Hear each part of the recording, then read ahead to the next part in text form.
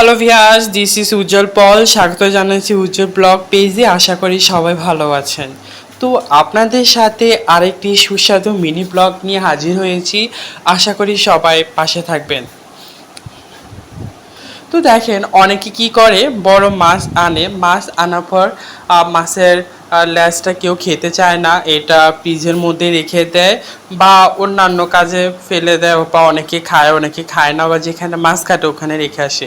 কিন্তু একবার যদি এভাবে রান্না করেন তাহলে সারা জীবন মুখে আটকে থাকবে।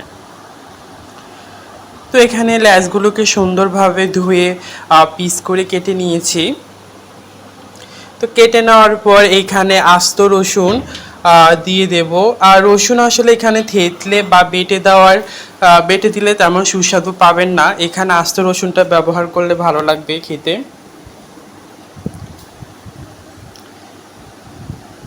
তারপর এখানে দিয়ে দেব পেঁয়াজ কুচি। সব কিছু আপনারা আপনাদের মাছ অনুযায়ী এখানে ব্যবহার করবেন। পেঁয়াজ রসুন, এখানে আমি আমার মাছ অনুযায়ী পেঁয়াজ কুচি দিয়েছি এবং কয়েকটা কাঁচামরিচ কাটা দিয়েছি। তারপর আস্ত পেঁয়াজ দিয়েছি এখানে।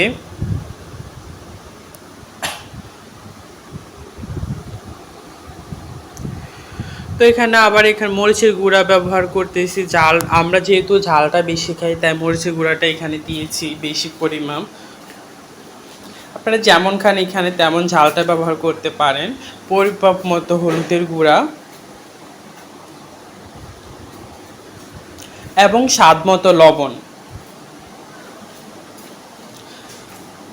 এখানে আপনারা সরষের তেলটা ব্যবহার করতে পারেন, আমাদের কাছে সরষের তেলটা ছিল না দেখে আমরা সাদা তেলটা ইউজ করেছি।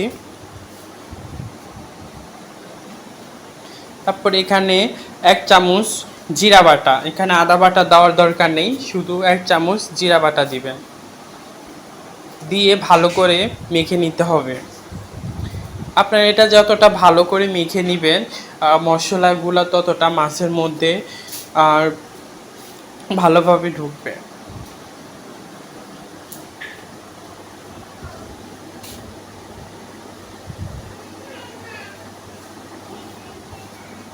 দেখেন ভালো করে মেখে নেওয়া হয়েছে, কতটা সুন্দর দেখা যাচ্ছে।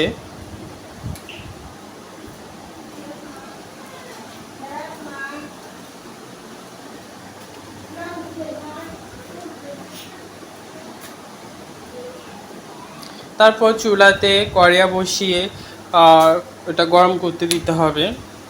তো যখন এটা গরম হয়ে যাবে তখন এর মধ্যে পরিমাণ মতো তেল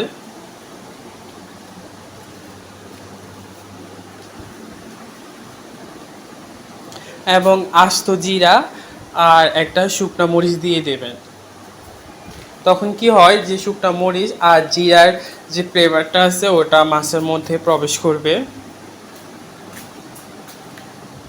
যখন এটা হয়ে আসবে শুকনো মরিচ আর জিরাটা, তখন ম্যারিনেট করা মাছটা আমরা এখানে দিয়ে দেব।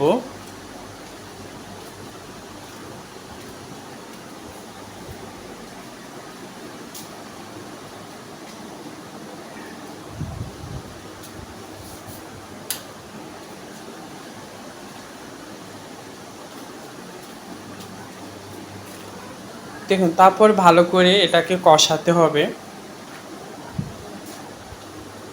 দেখুন আমি কষাতে কষাতে প্রায় তেল উঠে আসছে। এখানে আমরা কোনো জল বা পানি ব্যবহার করব না, আমরা এটা এভাবেই কষাতে থাকবো। দেখুন কষাতে কষাতে আমার এটা প্রায় সব সিদ্ধ হয়ে গেছে।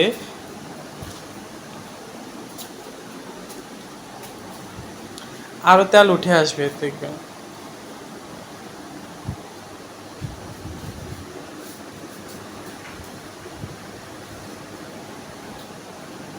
তো এখানে কি দেখেন, সম্পূর্ণ তেল উঠে আসছে, কতটা আমি কতটা সুন্দর কালার দেখা যাচ্ছে, খেতে এতটা সুস্বাদু হয়েছে বিশ্বাস করবেন না। আর এত ফ্লেভার বেরোচ্ছে যখন এটা রান্না করা হচ্ছে। আপনারা বাসায় একবার এভাবে ট্রাই করবেন, দেখবেন অনেক ভালো লাগবে খেতে আপনাদের কাছ থেকে। এভাবে সবসময় রান্না করে খেতে আপনাদের ইচ্ছে হবে। তো এটা যখন হয়ে আসছে তখন এটা নামিয়ে নিচ্ছি।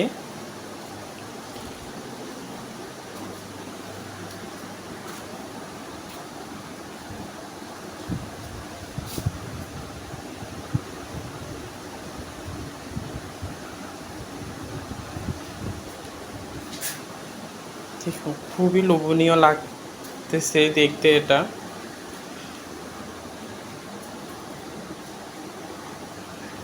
দেখুন নামিয়ে ফেলছি এবং আপনারা যেভাবে পারেন এটা ডেকোরেশন করতে পারেন। তো আমার কাছে এখানে ডেকোরেশনের মতো কিছু ছিল না হাতের কাছে।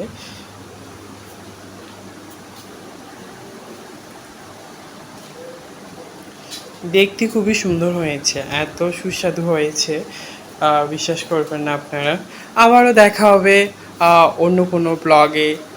সে পর্যন্ত সবাই ভালো থাকুন, সুস্থ থাকুন আর উজ্জ্বল ব্লগের সাথেই থাকুন। পরবর্তীতে আপনারা কী রেসিপি দেখতে চান প্লিজ নিচে কমেন্ট করে জানাবেন, সেই অনুযায়ী আমরা রেসিপি দেওয়ার চেষ্টা করব।